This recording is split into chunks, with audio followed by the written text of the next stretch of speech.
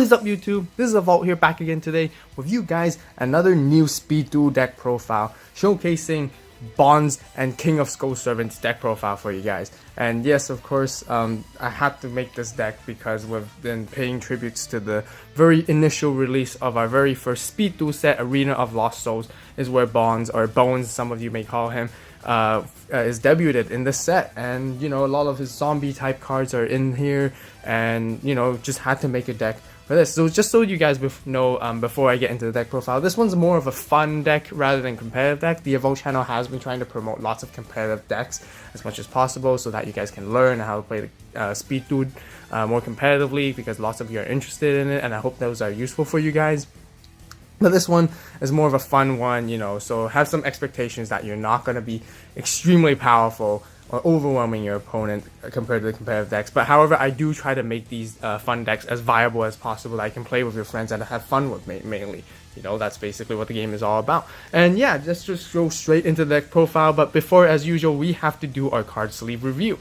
And today we are featuring once again a very OG original old Yu-Gi-Oh! Classics card sleeve. And today this one is a plain color, dark blue or medium blue Yu-Gi-Oh! Sleeve. Really nice, really flat design, just completely flat and very simple. Once again, with the Yu-Gi-Oh! OCG Japanese logo right in the center with the copyright on the bottom. Really nice. I really like this color. It's just really cool. Just gonna show you guys right here. Take out here. And yes, some of this is probably scratched up quite a bit because these are really old and extremely rare. I don't know if you can find these ones nowadays. Once again, you know, these sleeves, if you do, they probably cost at least $50 or $80. I can guarantee you, just for a pack of 50 or 100, whatever it is. And yeah, they're just extremely difficult to find. And yeah, this is why I want to keep them as in good condition as possible. Right here, as you can see, you know, beautiful blue. I just love it. One of my favorite colors, as you guys probably can tell as well, because the AVAULT channel is all blue. And yeah, I just wanted to show you guys on this kind of sleeve. And I felt I chose blue as it just resonated very well with Bones or Bonds, because you know, the first color that's what I think of, and he has really nice blue hair. Or not nice blue, but he's got blue hair. So I thought, you know, this connects well and blends well with this deck profile overall. So yeah, first of all, let's just go straight into the skills. And actually, for this deck, I would recommend 3 different types of skills for you guys, depending on the situation of which one you would like to prefer for your own personal play style and taste. And yeah, and we'll go through all of them one by one, just so you guys know the pros and cons. So first of all, you know, of course, you know, the main card, or the most sought card in the Arena of Lost Souls, most valuable card, Call of the Haunted. And you know, it's basically based on the trap card, the continuous trap card you have in the Master Rule series. Looks absolutely amazing. I love it in ultra rare. Really like that golden writing or golden text on the title. And blue just looks really nice along with it. And you know, really nice holographic with the background, making the whole artwork of the symmetry and all that smoke just really pop out nicely. I just really love it. And yeah, so this card works a little bit differently in the Speed Duel. So you know, I'll just go to the back and tell you guys what it does. So at the start of the duel, you have to place this card right into the center of your spell and trap card zone. And you can't activate this card during your first turn, but you draw one less card at the beginning of the duel. So this is a huge cost that you have to pay already in the beginning. But you know, a card like this basically its effect allows you activate by targeting one monster in your graveyard and special summons that monster in attack position. And when this card leaves the field, destroy that monster. And when that monster is destroyed, destroy this card. And it's just really great, because being able to summon any monster you want in your graveyard of your choice can actually just turn the tables around in the game as well. And as for some of you guys who know the Master Rule or heard of the card, Monster Reborn Classic card, you know, that is extremely powerful card as well in the meta game for the Master Rule, but which is not in Speed Duels. But you know, Call of the Hunt is basically almost like that. And yeah, those can actually make the whole situation change for some of you guys when you're playing the game. Next, let's just head on to the Bones' main skill card, which is Ectoplasmic Fortification. And the back is just flip the skill over when you activate. Flip this card when you activate the skill. So you can use it basically anytime, I think. And once returned, if you control a zombie monster, you can place 1 counter on this card. All zombie monster you control gain 100 attack and lose 100 defense for each monster for each counter on this card. Any battle damage you would take involving your zombie monsters is doubled, basically. So why is this card just extremely good, extremely powerful? As you know, you can stack up your counters that way and increase your zombie type monsters by 100, and by 100, 200, 300, more and more, which is really good. Yeah, it's really great. And there's no limit to how many spell counters or counters that this can take. And the only really downside is it takes away 100 defense for your zombie type monsters, and it doubles your damage that you take. However, it's really crucial for the zombie monsters because a lot of them don't really have high attack, and they would really get boosted up and leverage their power from this just by having this, making them even stronger. And once again, most zombie monsters have very low defense anyways, and mostly of them have 0 or near to nothing for the most cases in this deck as well for the profile. And so losing 100 defense is really not that big of a deal for them at the end of the day. So yeah, it really proves how strong that this skill can actually be. And sometimes it's actually more preferable to play this over Call of the Haunted. So it's very high risk, high reward, just so you guys know. So if you guys want to be less risky and you won't be on the safer side, you can always just run this one. Once again, this one's you just flip at the beginning of your field zone, and it's basically straight to the grave. It's a field spell that makes all dinosaur, zombie, and rock monsters on the field gain 200 attack and defense. Very staple, very standard, right off the bat. So really good to actually, if you want to be on the safer side, as a good option as well. So, choose one of these based on your own little preference on how you want to play your zombie decks. So let's go straight into this deck. Running into our monsters, we are playing 3 King of the Skull Servants. So this deck does mainly run on the Skull Servant zombie types, and it's just really cool, really nice reprint right here, and super rare, really like it. And once again, we can see the speed tool marking. And yeah, this is basically your I guess sort of boss monster, or the main monster that you have in your deck, which has a really good effect in a way, which basically the original attack of this card is combined number of your King of Skull Servants and Skull Servants in your graveyard times 1000. So before I go on more on this effect, I'm going to show you the next monster that we're running is also 3 Skull Servants. So basically one of these King of Skull Servants can go all the way up to, they gain 1000 for each one of these in your graveyard. And with maximum potential is when you have all 5 of these and one of this on the field, all 5 of these in the graveyard and one of this in the field, it can be 5000 attack, which is really strong. You can literally one shot your opponent in one go, becomes one of the most powerful monsters in the game.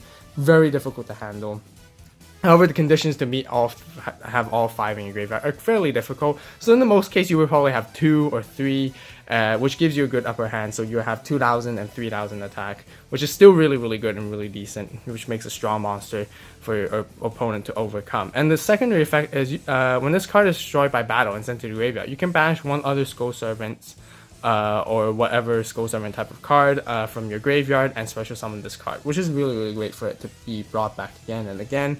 And yeah, once again, but it has 0 defense, and with the combination of Ectoplasmic Fortification, Straight to Grave, or Call of the Haunted, whatever which one you wish to play, still really good. So next we are running 3 Skull Servants, very low attack and very low defense. For the most cases, you just want to set this card for this combo of the deck and set it and have your opponent bait your opponent into it and to basically attack into these and have these be in your graveyard so that your King of the Skull Servants can thrive from it.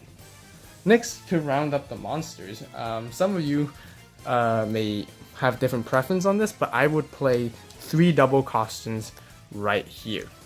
So what does double Costin really do? You don't really utilize this effect much. This card is treated as 2 tributes for tribute summon of a dark monster, and once again, you don't really use this effect. The main thing you just want to use is because it's the strongest, highest attack zombie type monster right now that you can just summon for free without any tributes, and it's a level 4. So with 1700 attack, really good.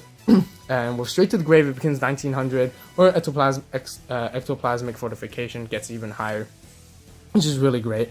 And I prefer to run this over Dragon Zombie. If you guys really want to play like Bones, then run Dragon Zombie, which is 1600 attack, but that 100 attack difference really can pay off.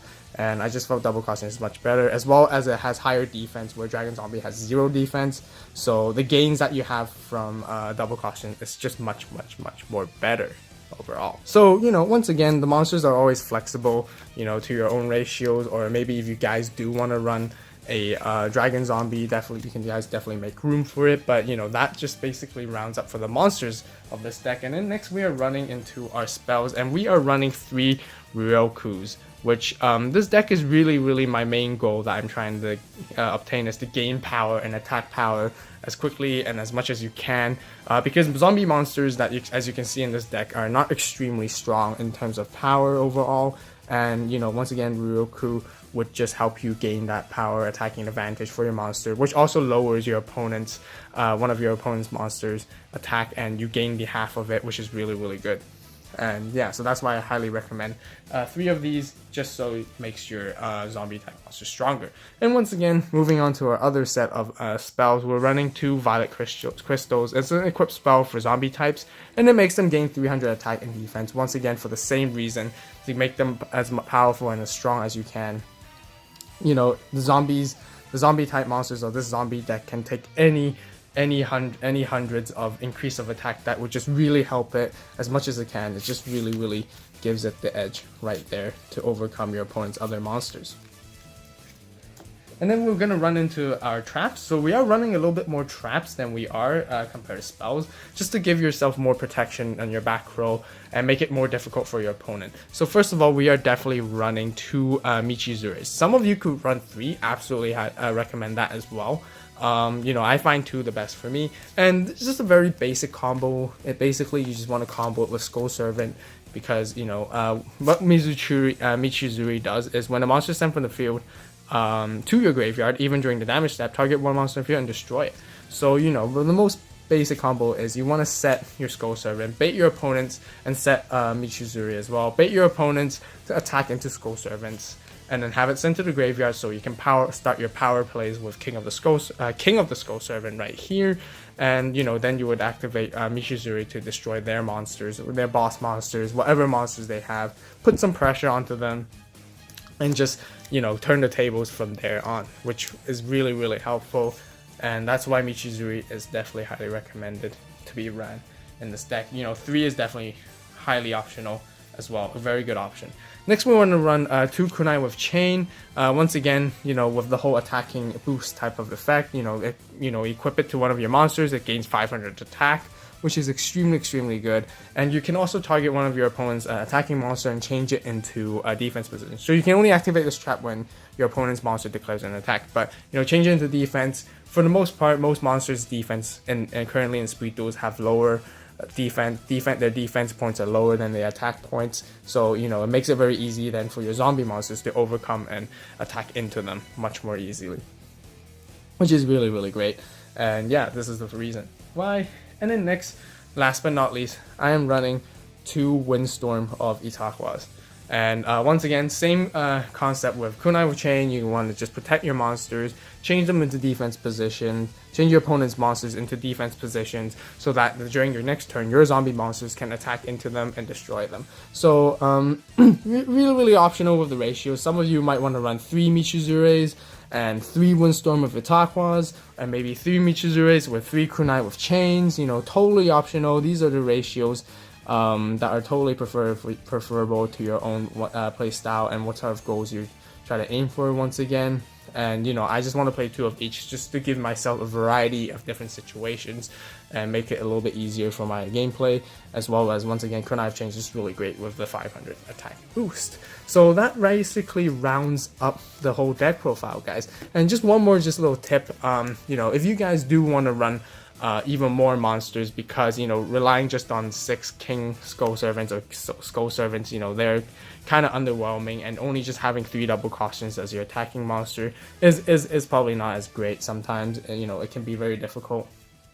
So you know, you can definitely, you know, play around with the ratios once again and try to fit Dragon Zombie into it, or you know, at least 1 or 2 copies would definitely be very great as well, because once again, you have if you run straight to the grave, or Ectoplasmic Fortification, definitely really good choice, so that you can guarantee yourself drawing into a stronger zombie type monster at all times. So maybe switch out one Ryoku, or switch out one other trap card, whatever you guys have. And you know, this deck is just, you know, you just use my deck as a basic resource to know what the core combos are. You know, you guys might have different combos and different preferences, so if you guys do have different cards that you guys like to play, definitely comment down below in the comment section. Let me know what sort of cards you would add, what sort of cards would you take out and swap out as well. Very interested and curious what you guys think. And yeah, comment down below on this deck on if you like it or not. You know, if you enjoyed this video and found it useful, definitely give it a thumbs up.